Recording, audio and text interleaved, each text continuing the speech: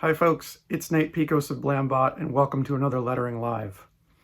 Today is a twofer. I had two short pages from The Seasons Have Teeth #3 from Boom Studios. Those are pages 9 and 18. On page 9 you'll see me digitally hand letter a shout with my custom Illustrator brush Boisterous B-Nib. Also on this page you'll see me design a sound effect with my font Rawbones, and the placement shown in the video actually ended up being incorrect. It was my fault. I thought it was coming from the sheep. It was supposed to be coming from something off page on the right. So that got corrected for print. On page 18, you'll see me digitally hand letter a sound effect with my brush Mole People. And if you see this book in print, you'll also note that some of my color choices have changed. When I finally got access to the colored artwork, I changed some of my colors to better match the page palettes. Let's see. The fonts used for dialogue in The Seasons Have Teeth are Ready for Anything and Ready for More. And I think that's all I've got for you, so enjoy the show.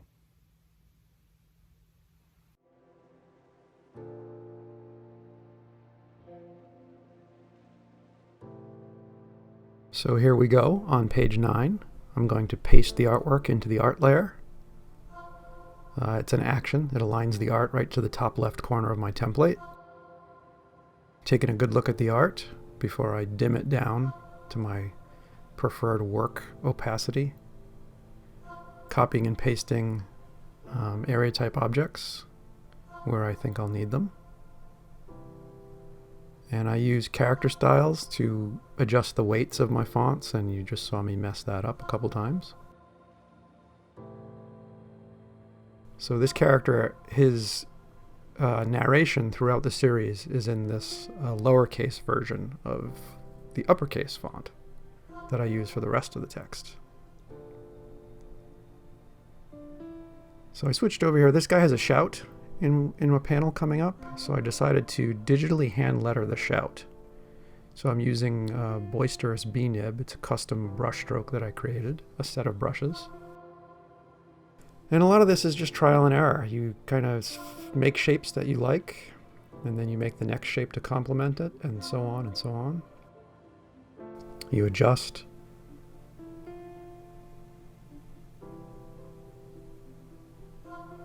And I'm changing, since this is a brush set, I change the strokes to different brushes to see which one I like better.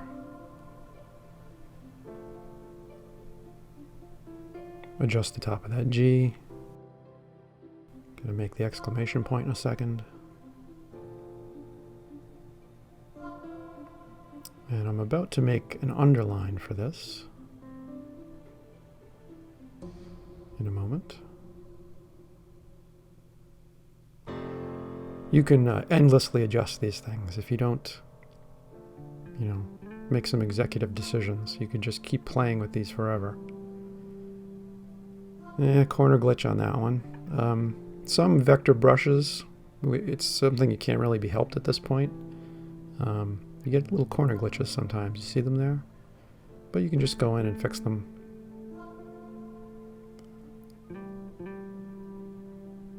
Just like that.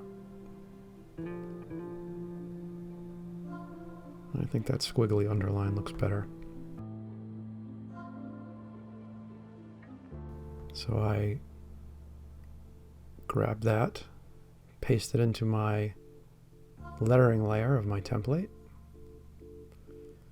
and I'll come back and do the balloon for it later.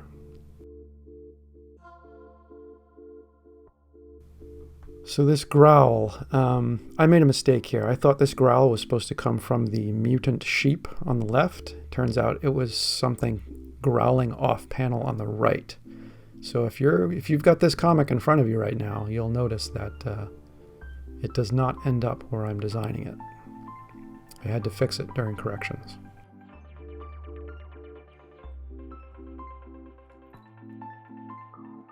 I don't know, you see a big mutant sheep and you just think that must be what's growling. Because, mutant sheep. So I'm grabbing balloons, my balloons tend to be organic in shape, they're slightly imperfect, and so I copy and paste balloons that will fit the text that I've designed the best. See how that thirsty is wider than RU? So that balloon is slightly wider at the bottom. And I'm making off-panel tails here with an action that allows me to just draw a line and turn it into an off-panel tail. This is so I can focus on the design work and not on the endless series of finding things in menus and expanding things, and just distill everything down into an action. So there I adjusted the leg of the A little bit lower to fill some space. And there's another off-panel tail.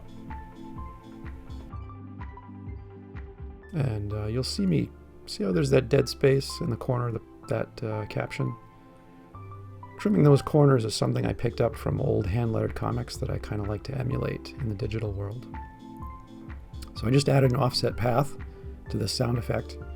And I don't know what colors the final page will be, so I'm just riffing at this point. I'm just sort of guessing. And I think this actually not only changes placement, but changes color in the final book when we went through the corrections phase. So I just got rid of everything outside of my template that I didn't need. That's another action. And now I'm going to trim all these balloons that need it to the panel borders. Making adjustments on that tail, changing the stroke.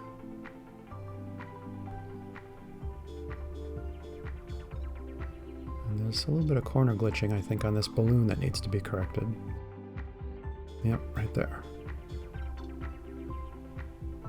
It's kind of an annoying thing. I wish it was something that Adobe would fix, but for now we will just adjust them. So I'm pretty much done this page, and you'll notice I just changed the opacity of the inks to 100%. More corner glitching that I'm fixing, and I'm just taking a look. Is there anything I need to change? Decided to give this shout balloon a bit more heft. You'll see I made that like a darker outer stroke for that. And you just do that by copying the balloon and sending it to the back and giving it a heavier stroke.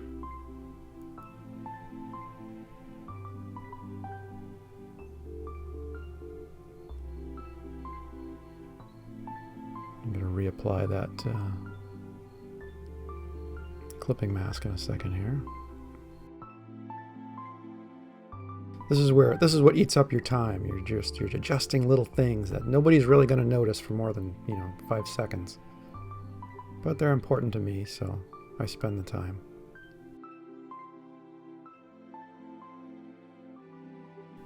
There we go. A little fine-tuning.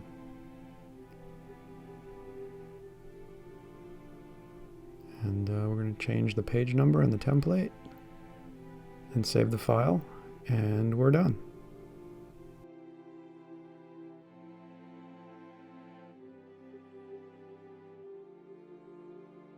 So on to page 18.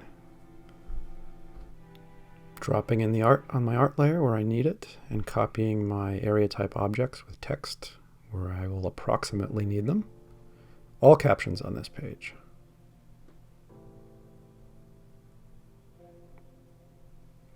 And placements for text it's important. You want to make sure it flows, it's easily readable, the order of the text is understandable to everyone, and that just comes with experience.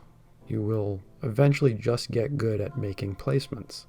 Now, some editors will provide placements as a suggestion, but ultimately it's up to you. And I'm back creating a sound effect with some custom brushes. I think this is a big clang. And just like before, you make a letter shape and you see if it makes you happy, and then you make another one that complements that one, and you just keep going until you've got an entire sound effect. changing the stroke to different brushes until I'm happy.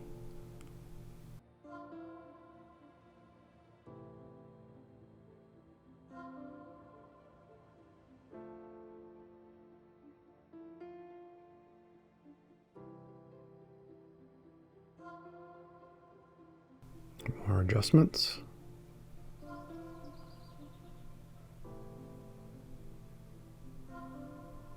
As I said, I usually save sound effects till the end because they're the most fun. But they also eat up a lot of time, especially if you're going to digitally hand letter them. Because as you can see, I've made this G, I don't know, 6 times, 7 times. I'm still not thrilled with it. But you get something close and then you start messing around. That's better. So copy and paste it back into my template on the sound effects layer this time.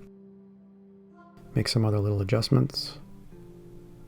Try to make things look more dynamic.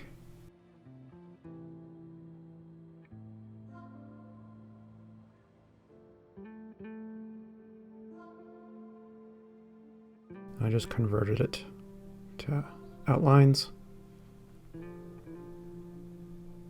And now I'm giving it some perspective. I like sound effects that seem like they're emanating from the source of the sound. The word dynamic is the key when you're working with sound effects, in my opinion.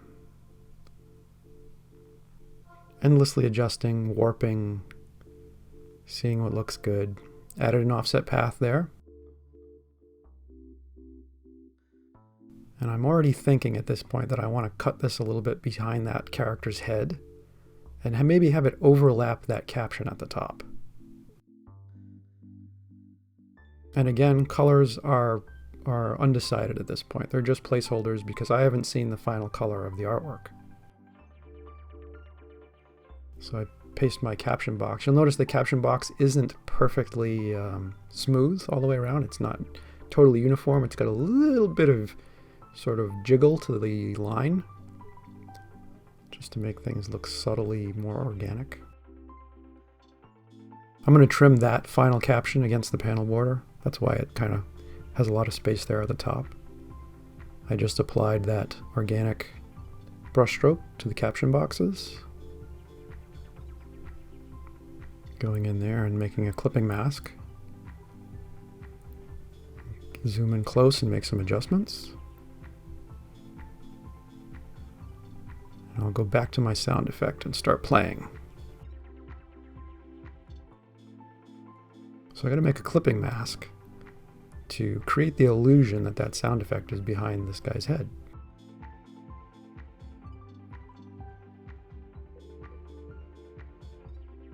Clipping masks can eat up a lot of your time.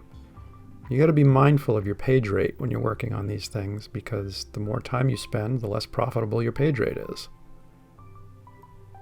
And there are clipping masks that can eat up an hour or more of your day. They look cool, but man, they take forever.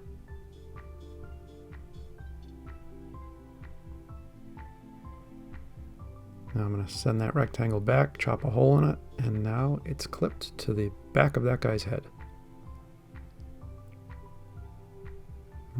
Making some adjustments. Since I moved it, I now have to add a little bit to my clipping mask.